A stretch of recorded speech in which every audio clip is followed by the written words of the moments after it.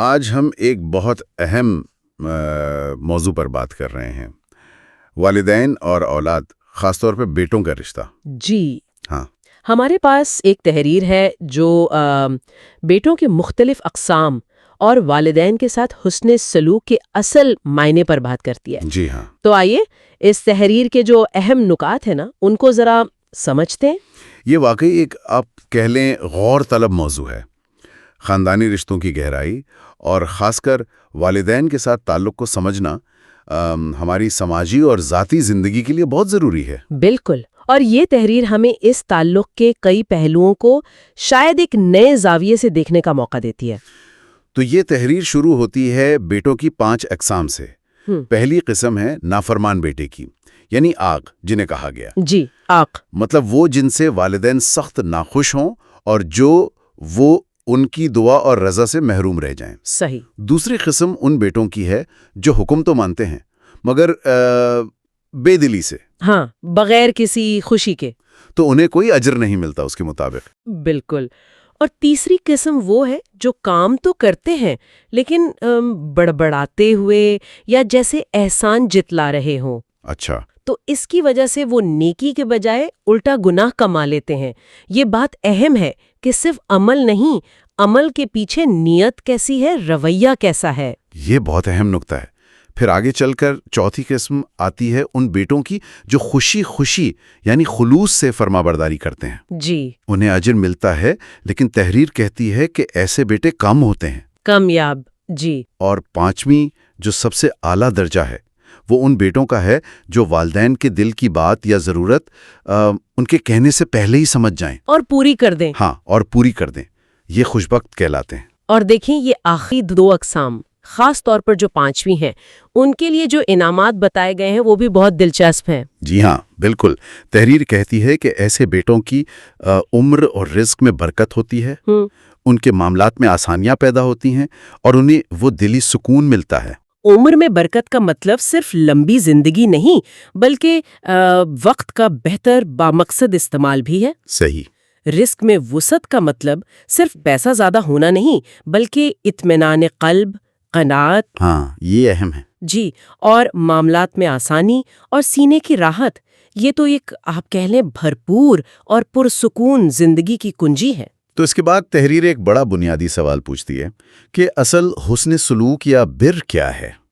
کیا یہ صرف وہ ظاہری چیزیں ہیں جیسے والدین کے ہاتھ پاؤں چوم لینا یا رسمی تعظیم؟ جی، اگر یہ نہیں تو پھر اس کا اصل مطلب کیا ہے؟ مطلب ظاہری احترام سے آگے کیا ہے؟ یہی تو مرکزی نقطہ ہے۔ تحریر کے مطابق حقیقی حسن سلوک یہ ہے کہ والدین کے دل کی خواہش کو محسوس کیا جائے، سمجھا جائے، اچھا، اور ان کے حکم دینے یا اشارہ کرنے سے بھی پہلے اسے پورا کر دیا جائے، یعنی مسلسل اس فکر میں رہنا کہ انہیں کس بات سے خوشی ملتی ہے اور کس بات سے تکلیف پہنچ سکتی ہے۔ اور پھر تکلیف دہ چیزوں سے بچنا؟ بالکل، ان سے بچنا۔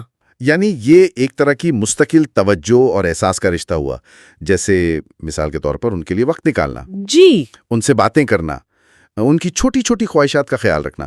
ہو سکتا ہے انہیں چائے کا دل کر رہا ہو تو پوچھ لینا۔ بالکل، اور اس میں اپنی ذاتی راحت کو قربان کرنا بھی شامل ہے۔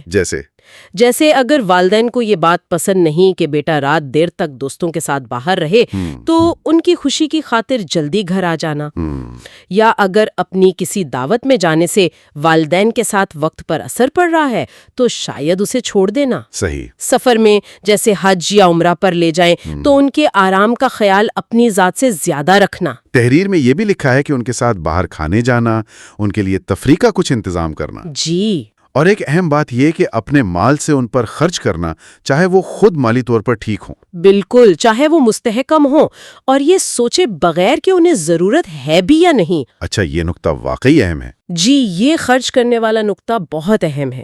یہ صرف ضرورت پوری کرنا نہیں ہے، یہ اصل میں محبت، قدردانی، تعلق کا اظہار ہے۔ صحیح۔ اصل بات یہ ہے کہ ان کی راحت کے لیے ہر ممکن کوشش کی جائے، یہ جانتے ہوئے بھی کہ ان کے احسانات کا بدلہ تو شاید ہم کبھی نہیں چکا سکتے، مگر کوشش تو کی جا سکتی ہے۔ بالکل۔ یہاں تک کہ ان کے چہرے پر مسکراہٹ لانے کی کوشش کرنا، چاہے اس کے لیے خود کو تھوڑا ہلکا پھلکا ہی کیوں نہ کرنا پڑے۔